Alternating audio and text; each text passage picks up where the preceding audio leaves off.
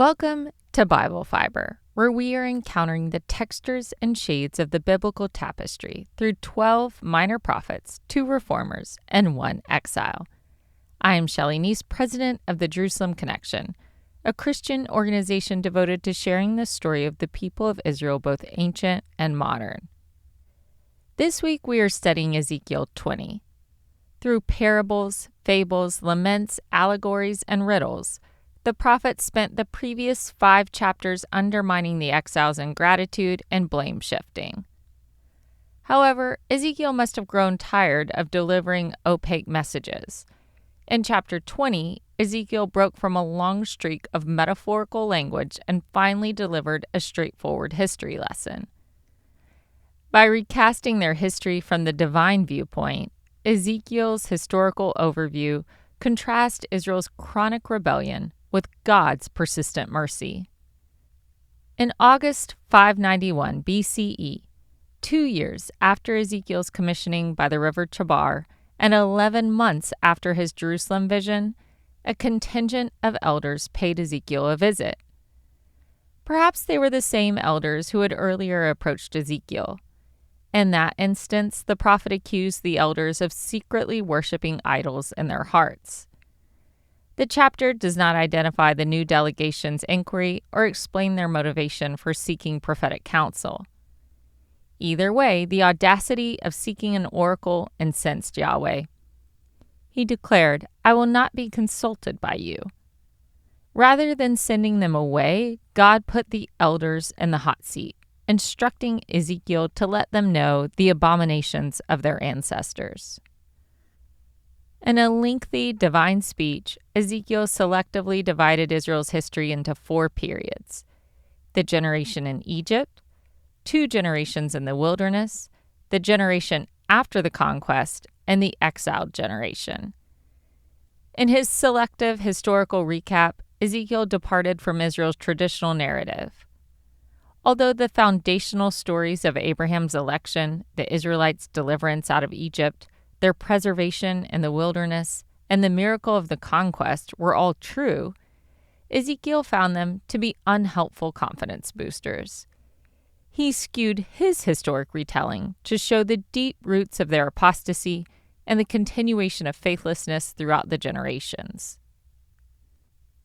Ezekiel's historical arc skips the patriarchal period and jumps right to the Exodus. God chose Israel and made himself known to the house of Jacob while they were slaves in Egypt. In his grace, he swore to them he would rescue them from Egypt and bring them to the land tenderly described as flowing with milk and honey, the most glorious of all the lands. Throughout the passage, Ezekiel explains how God took every initiative in establishing the covenant relationship. His only requirement was that before delivering them to the promised land, they must cast out their detestable idols from Egypt. The Egypt generation possessed the Abrahamic covenant, but had not yet received the Mosaic law. God did not hold them accountable to the laws and decrees given at Sinai. However, at the very least, the Abrahamic covenant required exclusive devotion to the one true God. According to Ezekiel, they failed the loyalty test. The book of Exodus never describes the spiritual condition or religious practices of the Israelites while they were in Egypt. Ezekiel's oracle fills in a historical gap, perhaps based on an oral history not documented in the Torah tradition. According to Ezekiel, the Israelites' idolatry problem traced back to their time in Egypt. The colorful Egyptian pantheon was apparently too tempting for the Israelites to resist during their 4th-century sojourn. The Exodus tradition portrays an epic showdown between Yahweh and Pharaoh, in which the Israelites find themselves caught in the middle. According to Ezekiel's analysis, God supernaturally delivered a series of afflictions to teach the Egyptians a lesson about his power over Egyptian deities, and to display his supremacy to the wayward Israelites. Each plague directly challenged a specific Egyptian deity. For example, turning the Nile River into blood proved his superiority over Hapi, the Egyptian god of the Nile. After Yahweh defeated Pharaoh and his gods by proxy, he appealed to the freed Israelites to put aside their idols and follow him. Ezekiel recounts, not one of them cast away the detestable things on which their eyes feasted, nor did they forsake the idols of Egypt. Ezekiel's revelation about Israelite idol worship in Egypt provides extra context for the golden calf episode at Mount Sinai.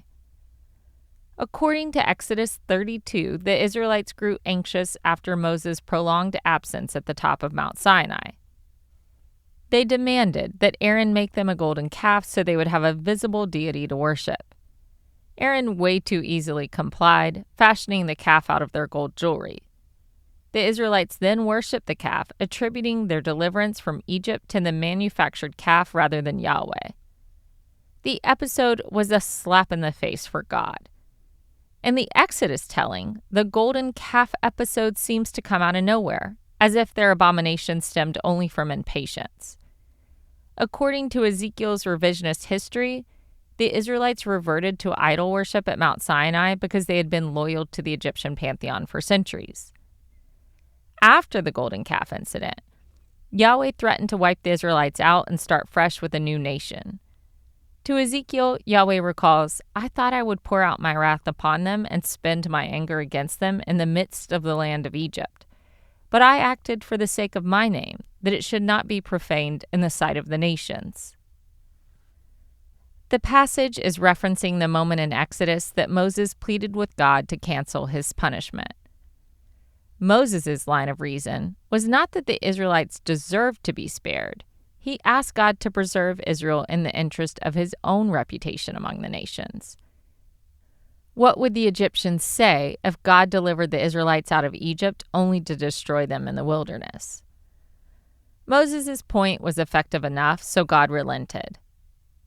After the events at Sinai, God watched over the Israelites during the wilderness years, dwelling among them, forming and shaping them into a nation. The greatest gift he gave the generation in Egypt was freedom. The greatest gift he gave the wilderness generation was his covenant. By God's design, Jews are supposed to perceive the Mosaic laws as divine guidance for seeking holiness, living ethically, and maintaining their bond with God and each other. Yahweh intended what he gave them at Sinai to be a source of spiritual nourishment, not a burden. To the wilderness generation, the memory of God's meeting with Moses on Mount Sinai should have been fresh. As they had waited at the base of the mountain, they witnessed thunder and lightning and a thick cloud resting on the mountaintop. They felt the earth tremble and heard the voice of God. After witnessing such supernatural events, Yahweh rightly expected total obedience. Instead, the wilderness generation was the first to receive God's laws and the first to disregard his laws.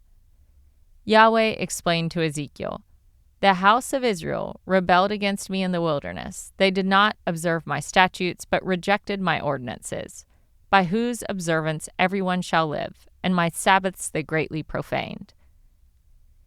The Sabbath was one of Yahweh's highest order commands. Yahweh gave the Sabbath to all humanity since the time of Adam, but it was a special sign of the covenant people's sanctification.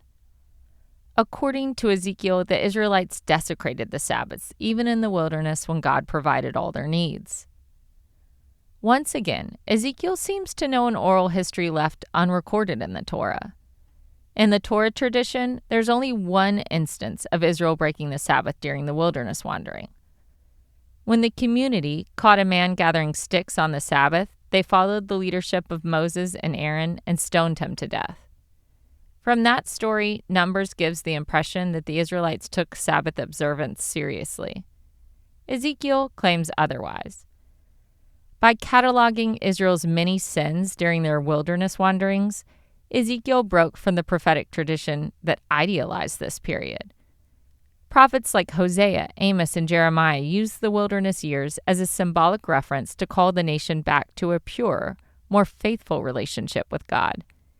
They characterized the wilderness period as a time of intimacy and devotion because the nation relied on Yahweh for food and shelter. Hosea longed for Israel to return to the days of her youth, and Jeremiah described the wilderness period as the honeymoon of the covenant relationship. In contrast, Ezekiel's historical reflection is anything but a romantic rehash of foundational lore. Like an ancient version of Malcolm Gladwell, Ezekiel used revisionist history to rock the boat. By omitting the patriarchs, godly judges, and obedient kings, he made a point about the bigger problem of nagging idolatry and persistent disloyalty. Ezekiel showed they were worse than they realized and always had been. Nonetheless, God was more patient and merciful than they had ever given him credit. By God's good grace, he did not annihilate the nation and start over. However, he allowed them to incur the consequences of their rebellion. Yahweh told Ezekiel, "My eyes spared them, and I did not destroy them or make an end of them in the wilderness." God withheld his punishing hand for the sake of his own name and his reputation among the nations. After the first wilderness generation, Ezekiel exposited the history of their children in the wilderness, a reference to the second wilderness generation. God's mood grew more frustrated with each successive generation. He repeated the same imperative: follow my statutes, be careful to observe my ordinances, and hallow my Sabbaths, that they may be a sign between me and you, so that you may know that I, the Lord, am your God. 5 times, Ezekiel singled out Sabbath observance as one of the most critical commandments. Each time he referenced the Sabbaths as in a plural Sabbath, meaning he had more than the seventh day in mind. Sabbaths included the weekly Sabbath, sabbatical year, and the Jubilee year. According to Ezekiel, the Israelites had defiled them all. Breaking the Sabbath for an Israelite was equivalent to rejecting his gift and denying the uniqueness of their relationship with the Creator God. According to God's promise, if they observed the Sabbath, they would grow in reliance on their Creator.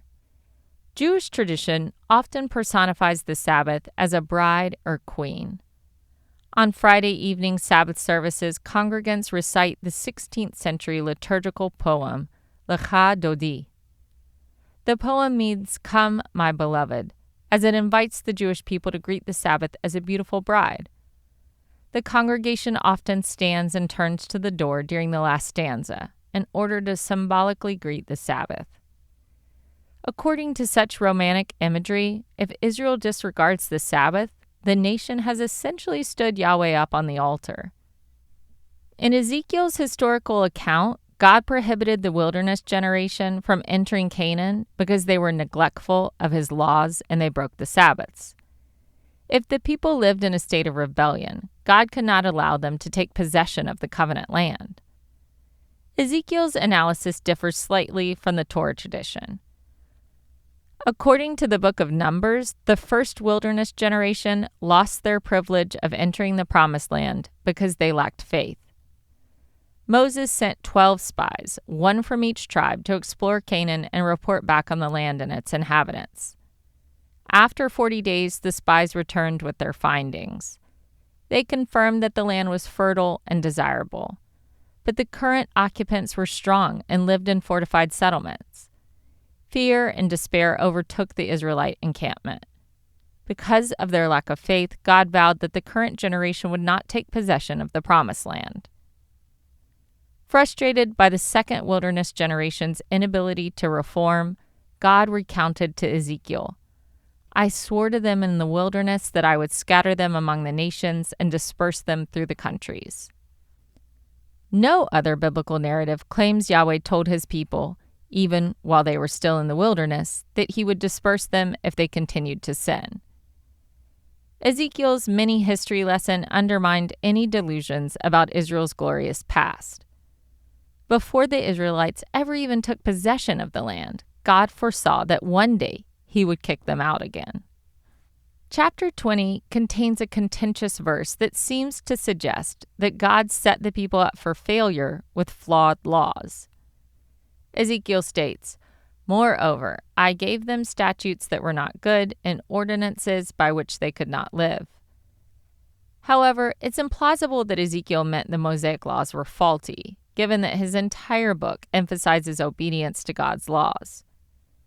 Ezekiel's rhetoric often tends towards the extreme, and here he builds a case that because of the people's persistent corruption, God allowed them to pursue their own destructive paths, forsaking his graciously given laws for bad ones. The most egregious example of their distortion of divine commands was the practice of child sacrifice, which they falsely believed God demanded as a sign of devotion.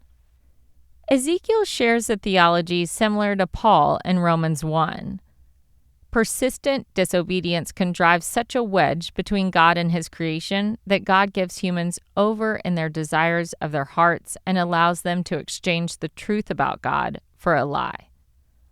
According to both Ezekiel and Paul, once the covenant people have turned their faces away from him, God allows people to follow their desires to their own destructive ends.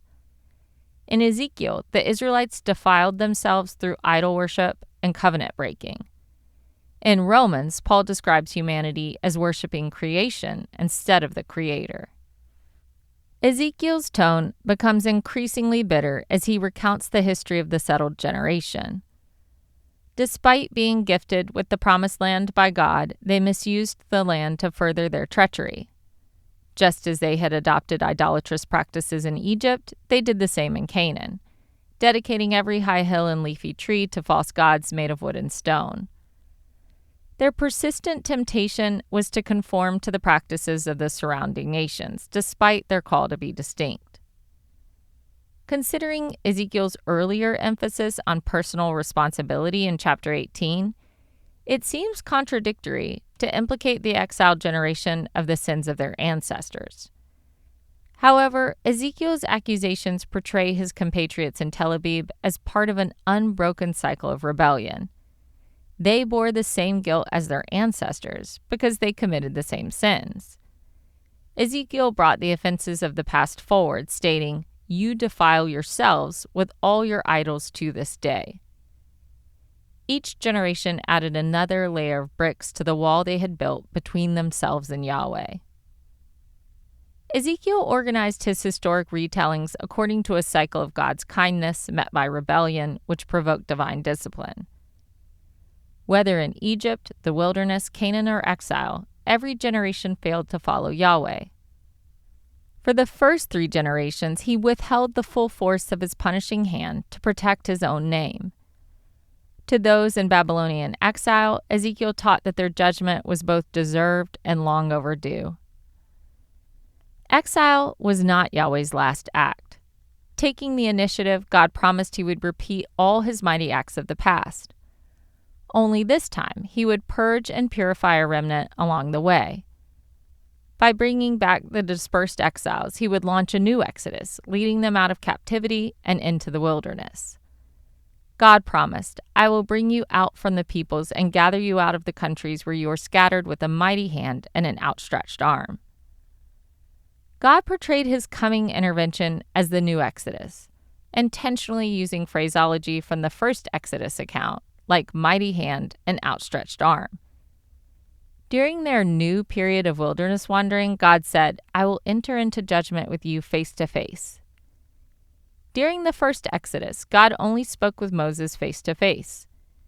In this rendition of the Exodus and wilderness wandering, God will not need a mediator like Moses.